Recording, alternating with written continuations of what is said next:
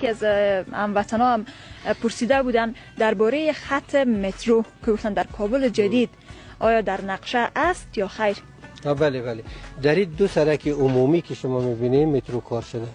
در این دو سرک عمومی مترو کار شده چون یک ساحه وسیع در بر ساحه وسیع در بر میگیره که تا قسمت های بگرام میره از اول چه تا قسمت های بگرام میره.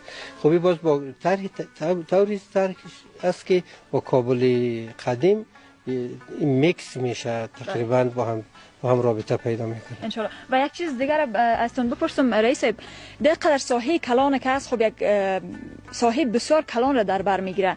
یکی از دوستا بازم از ما پرسیده بودن که پهنتون وجود داره یا خیر، یا باید داخل پهنتون برن به سمت تصویرهای آبی را که میبینید در مجموع ساحه تحصیلی است. در این فاز اول حدود 116 مکتب طراحی شده، حدود 3 تا پهنتون است و یک پهنتونش بسیار بزرگ است که میبینید که در حدود 200 چند جریب زمین است. دیگه به همه قسم پهنتونایی که با کمی کوچکتر ساحای مختلفی از طراحی شده. این شهر کاملا معیاری است، نمیشه که این سلیقه‌ای هر کس هرچی که خودش خواسته باشه انجام بده. و اینا رئیس اینها یک مرکزیتی است که اینجا که کوچک میبینید یک مسجد است، 2 برابر مسجد فیصل اسلام آباد است. این تنها